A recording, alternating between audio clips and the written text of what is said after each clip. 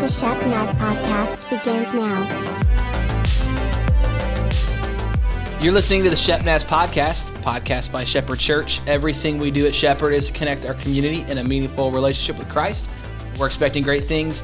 My name is Joey. I'll be your host today. We've got Pastor Zack in our studio today. And when we say studio, we mean Pastor Rob's office.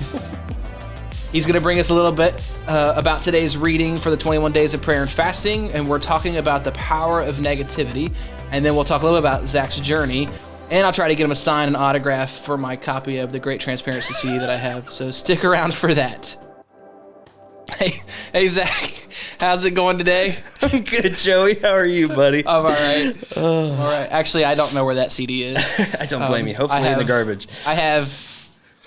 I have 5 paper boxes full of CDs that I have moved from Ohio to Indiana to South Carolina to Florida, and now they are back in Ohio. Nice. In my garage. Nice. So I think there's a Great Transparency CD in there somewhere. That's hilarious.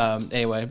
Hey, let's talk today about the book that we're reading. So if you don't know, if you're just jumping in, we're going through the 21 days of prayer and fasting here at Shepherd, and we're using a book by Rob McCorkle called Life and Death, The Power of Words. And the chapter today that Zack is going to talk about is called The Power of Negativity. So could you give us the rundown of what that chapter was saying? Yeah, absolutely.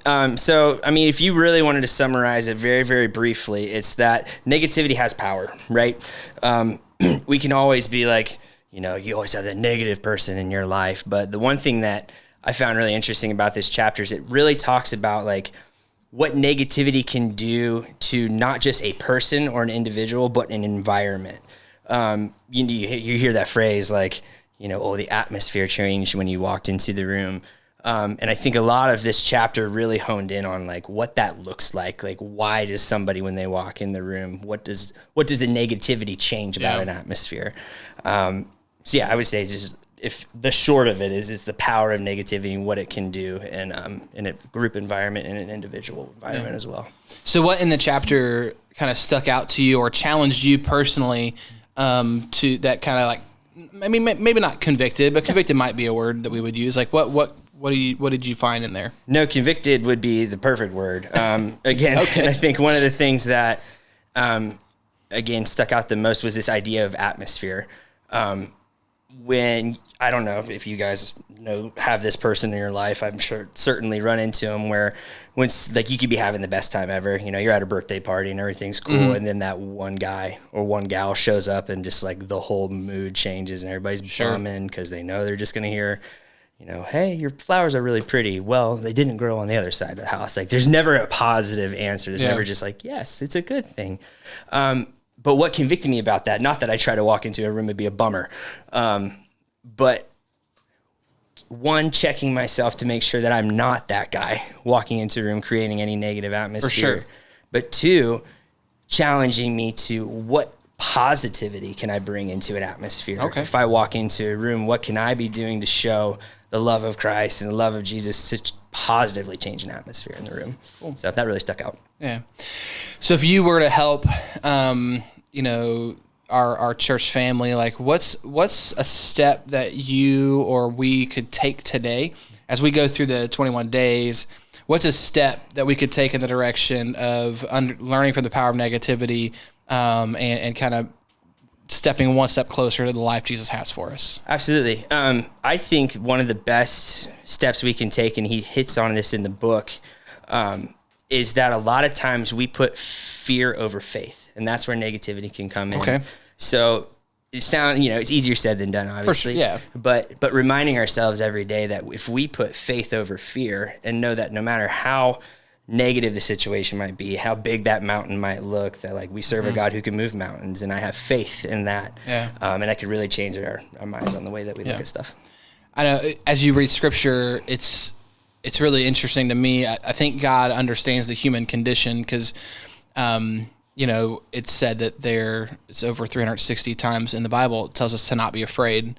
Fear is one of those things that the enemy uses a lot. Mm-hmm. And if that's what's the root cause to our negativity, the faith is the antidote. So that's good. It's good, man. Well, hey, stick around because we're gonna talk a little bit more about.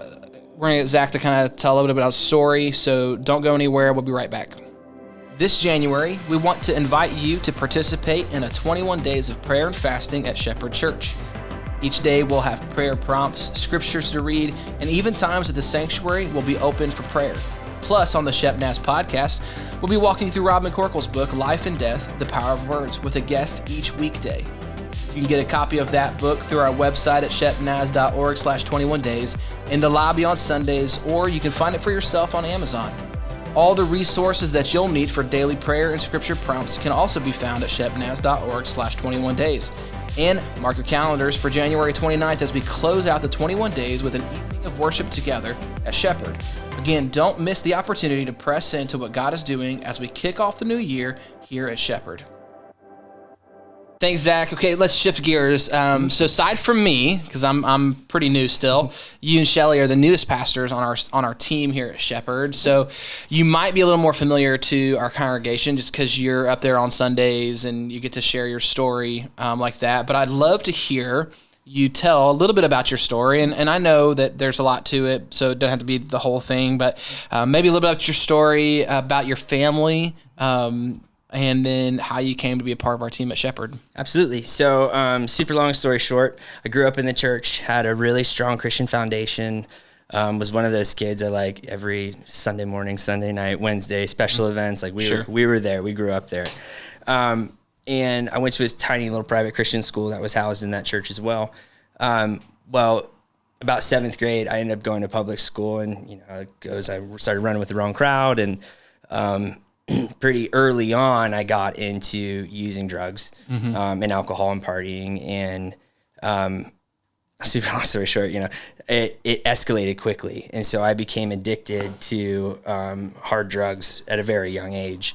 And by the time I was 18, I was just fully hooked. It was just like I couldn't be sober; I had to be high, and that affected my relationships with people, my parents, my family, my friends.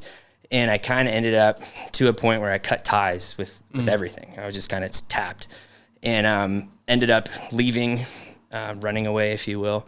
And on the way, I was doing drugs the entire time because I was just depressed. I was sad, and I kind of made up this thing in my head that was like, all right, I'm either going to have the best high of my life or I'm going to OD and die. And at that point, I really didn't care. But this cool about God is I had plan A and plan B, and he had plan C. So I did overdose, should be dead. And for some reason, God allowed me to live through that. And that was just kind of the catalyst that made me realize that, man, God's got something better for my life. Wow. So that's when I started pursuing ministry, and here we are. A little bit about my family. Yeah. So I have a lovely wife. Her name is Kristen. We've been married 8 years, and I got 2 little girls. We have a 4-year-old named Lark and a 2-year-old named Olive. Lark is all girly girl. She's a diva for sure. Love her. She's a diva. And then you got Olive, who is just like the world's tiniest wrecking ball. she's all energy all day, man. But I wouldn't trade it for the world. They're amazing. Love them. So how we got to Shepherd, it's funny enough, actually, way back before I ever had my first full-time pastorate, I remember getting a call from Pastor Rob. I think Springfield? You're in Springfield at that point? So that was kind of like my first actual interaction. Well, funny enough, backtrack. So I ended up working at Grove City Church of the Nazarene. My very first Sunday visiting was Rob's very last Sunday preaching. So then we hadn't had that connection point too. Just funny how small world moment. So I volunteered for a couple years at Grove City. A position came open. I was on staff there for a few years. Moved down to Logan, Ohio, which was a fun transition. City life down to the hills, man. That was a culture shock. Was there for a couple years, and I had known the previous worship pastor, a buddy of mine, and a guy on tech team gave me a call after he had left and was like, "Hey, would you ever consider coming to Shepherd?" And I said, "No, I wouldn't." I said, "No, I'm good." And we went through a whole interview process with another church. We thought it was a game changer. Like we thought it was happening. Got a call one day. She's like, "Oh, by the way, that thing we told you is going to happen. We hired somebody else. Thanks." So we prayed. And I remember saying, if Rob himself calls me back, even after I said no, then I'll consider it. I think it was the very next day you called me, and just asked how things were going. And that's what I loved about that phone call is Yeah. he didn't call me saying, hey, do you want to come work here? Yeah, he's persistent. Yeah, exactly. Yeah. He's a little stubborn. But what I loved is he didn't ask me, like, do you want to come work here? He didn't talk to me really about work. He really, like, the first things he asked me was like, how are you doing? Yeah. How are you feeling about ministry? I've heard, you know, how things are going. Like, I could tell he cared. And that's when I knew God was saying, hey, one, you said if he called you, now he called you. And now you know he cares about you. So we prayed about it, and we said this is the right move. And here we are. Good. And people probably know that you work in our worship arts department. So just real briefly, because we're gonna end soon. But like, what do you do here? What do you do here? I just sing and play the git fiddle. Just kidding. No. So I'm the worship director. Okay. That really includes a lot of worship technology, if you will. You know, like we use things called tracks. So I do a lot of like tech with music specifically. Kind of work with tech guys on that kind of stuff, making arrangements, chord charts. The biggest thing is just praying and trying to figure out, you know, as a worship ministry, we don't want to put on a show. We don't want to just play what's popular. So Shelly and I really strive to pick songs that like we feel like God is using to speak to our church. Good. So yeah. Cool, man. Well, it's great to be on staff with you. It's a lot of fun, man. Well, that's what we got today, guys. Thankful for you guys listening. I'm thankful for Pastor Zack. It's going to do it for our episode. Be sure to subscribe where you get your audio. Don't miss an episode. We're expecting great things. We hope that you join us. And as always, you can learn more about what's happening through our app, on our social media pages, and at shepnaz.org. For Pastor Zack, I'm Joey. Thanks for listening, and have a great day. This podcast is a production of the Shepherd Church of the Nazarene, Gahanna, Ohio. Email to podcast@shepnaz.org and let us know what you think.